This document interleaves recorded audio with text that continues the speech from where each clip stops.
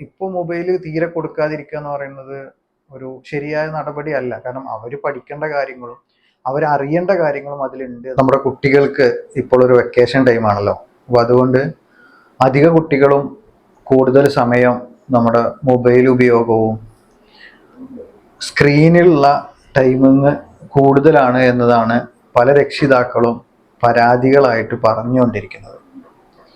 യഥാർത്ഥത്തിൽ നമ്മൾ എന്താണ് ചെയ്യുന്നത് അതല്ലേ നമ്മുടെ കുട്ടികളും ചെയ്തുകൊണ്ടിരിക്കുക.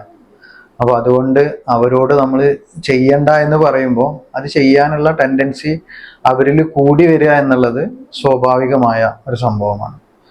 യഥാർത്ഥത്തിൽ എങ്ങനെയാണ് നമ്മളിതിനെ നിയന്ത്രിക്കാൻ കഴിയുക എന്ന് ചോദിച്ചാൽ, നമ്മൾ ഒരു നിശ്ചിത സമയം നമ്മുടെ കുട്ടികൾക്ക് മൊബൈൽ ഉപയോഗിക്കുന്നതിന് അനുവദിക്കുകയും അതല്ലാത്ത സമയങ്ങളിൽ ഉപയോഗിക്കാതിരിക്കുകയും ചെയ്യുന്ന ഒരു സിറ്റുവേഷൻ നമ്മൾ ക്രിയേറ്റ് ചെയ്യുക എന്നുള്ളതാണ് ഞാൻ എൻ്റെ ലൈഫിൽ പ്രാക്ടീസ് ചെയ്ത് വരുന്ന ഒരു സംഭവം. യഥാർത്ഥത്തിൽ സംഭവിക്കുന്നത്, നമ്മൾ രാവിലെ നീക്കുന്നു, മൊബൈൽ നോക്കുന്നു, അത് കഴിഞ്ഞിട്ട് എപ്പോഴാണോ നമുക്ക് ഫ്രീ കിട്ടുന്നത് ആ സമയത്തും നമ്മൾ മൊബൈൽ നോക്കുന്നു. പിന്നെ കുട്ടികൾ ഇതാണ് കാണുന്നത്.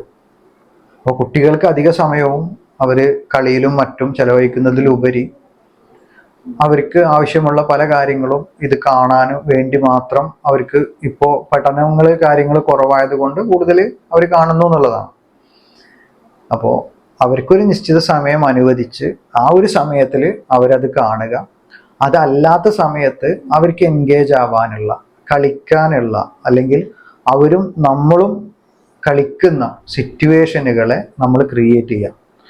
അവർക്ക് എൻജോയ് ചെയ്യാനും അവർക്ക് ആസ്വദിക്കാനുമുള്ള സാഹചര്യങ്ങൾ നമ്മളായിട്ട് ഉണ്ടാക്കി കൊടുക്കുമ്പോൾ മാത്രമാണ് അവർക്ക് അതിനെ മനസ്സിലാക്കി അതിനനുസരിച്ച് അവർക്കും ഉപയോഗിച്ച് പോകാൻ കഴിയാം. പിന്നെ ഞാൻ മൊബൈൽ കാണുമ്പോൾ അത് എൻ്റെ കുട്ടി വന്ന് നോക്കുന്നുണ്ട് എന്നത് നമുക്കൊരു തെറ്റായിട്ട് കാണാൻ കഴിയില്ല.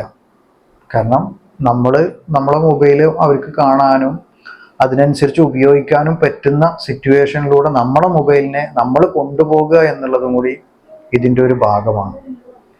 അപ്പോൾ നമ്മൾ കാണുന്ന സമയത്ത് അവർ കാണുക, അതേപോലെ അവർക്കൊരു സമയം വെച്ച് അവർക്ക് കാണാനുള്ള ഒരു ഓപ്പർച്യൂണിറ്റി ക്രിയേറ്റ് ചെയ്താൽ തന്നെ അവർ ബാക്കിയുള്ള സമയങ്ങൾ കളിയിലും ബാക്കിയുള്ള കാര്യങ്ങളും എൻജോയ് ചെയ്യുകയും, അതേപോലെ ഇപ്പോൾ മൊബൈൽ തീരെ കൊടുക്കാതിരിക്കുക എന്ന് പറയുന്നത് ഒരു ശരിയായ നടപടിയല്ല. കാരണം അവർ പഠിക്കേണ്ട കാര്യങ്ങളും അവരറിയേണ്ട കാര്യങ്ങളും എന്നുള്ളതും അതിനനുസരിച്ച് അവർക്ക് ടൈം കൊടുത്ത് അതും കൂടി ഇതിൽ ഉൾപ്പെടുത്തി അവരെ എൻജോയ് ചെയ്യുന്ന ഒരു സിറ്റുവേഷനിലേക്ക് മാറ്റുകയാണെങ്കിൽ വളരെ ഈസി ആയിട്ട് സന്തോഷത്തിൽ അവർ മൊബൈൽ കാണുകയും അവർ സ്ക്രീൻ ഉപയോഗിക്കുകയും അത് അവർക്കോ നമുക്കോ വേറൊരാൾക്കോ പ്രയാസം വരാത്ത രീതിയിൽ കൊണ്ടുപോകാനും നമുക്ക് കഴിയും.